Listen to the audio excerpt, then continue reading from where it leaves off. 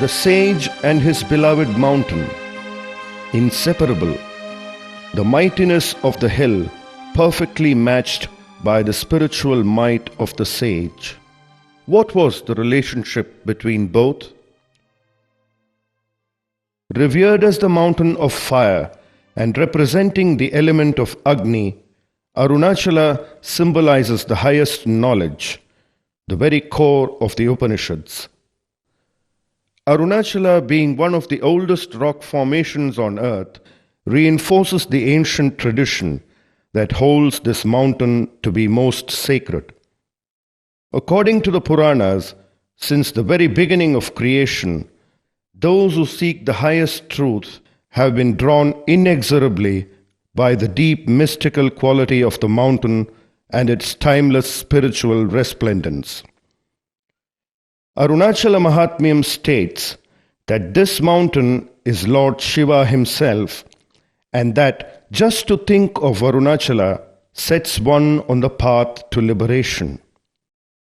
It also clearly states that only those whom Shiva calls can come here, and this was verified by Sri Ramana Maharshi himself.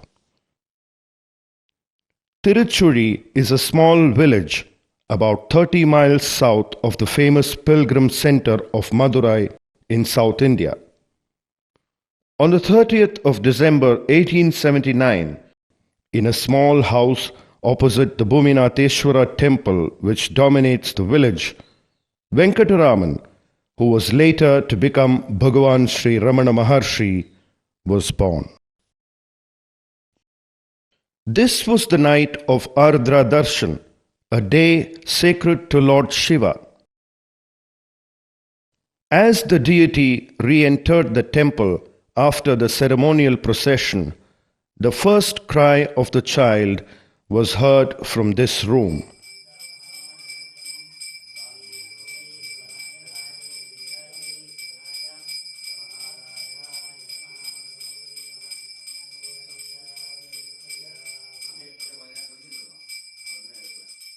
Bhagavan's father, Sundaramayar, an uncertified pleader, was much revered by the people of the village and surrounding areas. He was a man of integrity, and even robbers respected him and left him untouched. Sundaramayar and his wife Alagammal were both deeply religious. They were noted for their generosity, and they kept an open house where both pilgrims visiting the temple and the poor were invited to take food. Venkataraman, the second of 4 children, grew up as an average boy. There was nothing particularly distinctive about his early years except that he was a deep sleeper. For his elementary education, he attended schools in Tiruchuri and for a short time in Dindigul.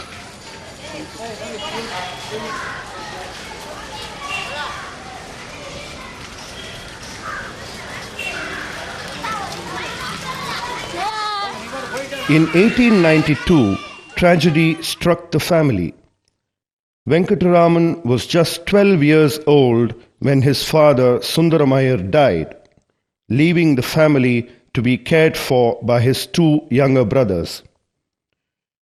Alagamma and 2 of the children went to stay with Nellayappa Iyer, who lived in Mana Madurai, whilst Venkataraman and his elder brother Nagasamy went to live with Subba Iyer in Madurai. There he continued his education at the Scots Middle and American Mission High School.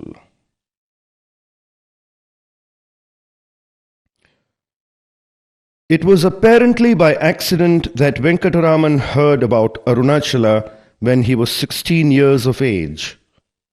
One day, an elderly relative of his called on the family in Madurai. The boy asked him where he had come from. On hearing him mention Arunachala, a strange, inexplicable wave of emotion swept the boy's heart.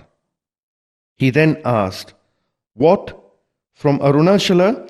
Where is it?" and the relative replied that Arunachala was Thiruvannamalai. The act of destiny had begun.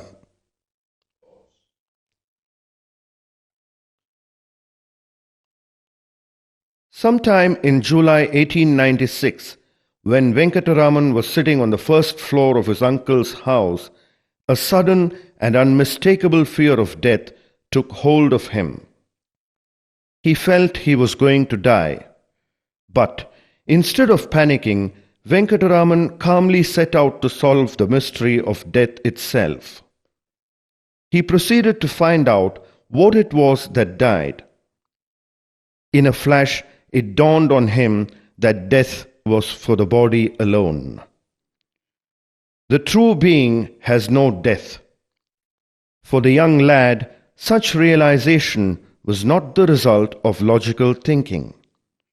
There was no time involved in the process. The supreme reality, Satchidananda, that is ever present, was revealed. From that day onwards, Venkataraman lost all interest in outward life. A studied indifference characterized his behavior. Previously, he would go routinely to the Meenakshi temple and stand before the deities. But now he began spending more time there. He would stand silently before the images of Nataraja, Meenakshi, and the 63 Tamil saints. And as he stood there, tears would flow copiously from his eyes.